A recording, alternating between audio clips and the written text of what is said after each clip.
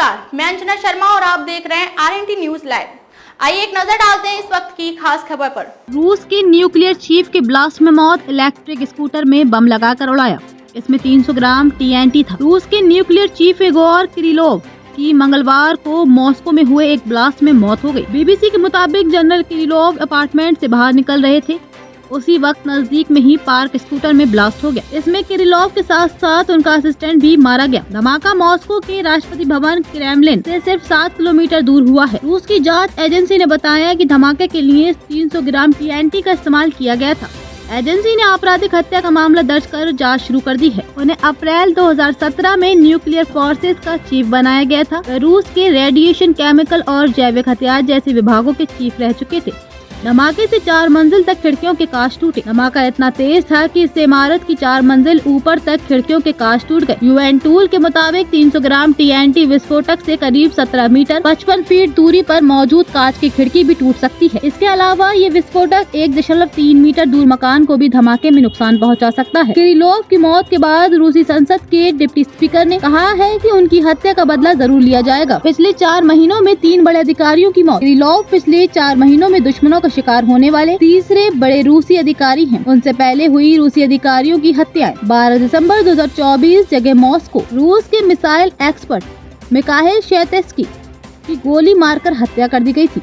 शेतस्की रूसी मिसाइलों का मॉडर्नाइज करने में शामिल थे, जिन्हें यूक्रेन पर दागा जा रहा था। 28 सितंबर 2024 जगह मॉस्को का कोलोमो शहर। Drone specialist colonel Alexei Kolomitsev Moscow में मृत पाए गए। कोलोमित्सेव रूसी सेना में ड्रोन एक्सपर्ट्स बनाने की ट्रेनिंग देने के लिए मशहूर थे। यूक्रेन पर डर्टी बम बनाने का आरोप लगाया था। इगोर किरिलोव ने अक्टूबर 2024 में यूक्रेन पर अमेरिका की मदद से डर्टी बम बनाने का आरोप लगाया था। डर्टी बम को बनाने में रेडियो एक्टिव मटेरियल का इस्तेमाल किया जाता है। इन्हें बनाने में खर्च भी कम होता है। इससे पहले वे 2018 में अमेरिका पर जॉर्जिया में रूस और चीन बॉर्डर के नजदीक एक गुप्त बायोलॉजिकल हथियार प्रयोगशाला चलाने का आरोप भी लगा चुके थे। इसी साल अमेरिका ने रूस पर यूक्रेन में केमिकल हथियारों के इस्तेमाल का आरोप लगाया था। इसके जवाब में किरिलोव ने कहा था कि रूस ने तय समय से पहले सितंबर 2017 में ही अपने सारे केमिकल हथियार नष्ट कर दिए थे, जबकि अमेरिका ने ये काम 2023 में किया था। दूसरी ओर यूक्रेन सिक्योरिटी सर्विसेज (SBU) ने दावा किया कि रूस ने लगभग 5000 बार रासायनिक हथियारों का इस्तेमाल किया है। इनमें 700 से ज्यादा बार इनका इस्तेमाल इस साल मई में ही हुआ था। कीव इंडिपेंडेंट की रिपोर्ट के मुताबिक किरिलोव पर कल यानी सोमवार को यूक्रेन की सिक्योरिटी सर्विस ने जंग में बैन केमिकल हथियार इस्तेमाल करने के आरोप में दोषी मानते हुए सजा सुनाई थी। यूक्रेन जंग के बाद परमाणु हथियारों की जानकारी नहीं दे रहे देश। SIPRI का कहना है कि रूस यूक्रेन जंग शुरू होने के बाद से परमाणु हथियारों की जानकारी देने में पारदर्शिता घटी है। 2021 में UNSC के सदस्य देशों ने परमाणु हथियारों को कम करने का वादा किया था।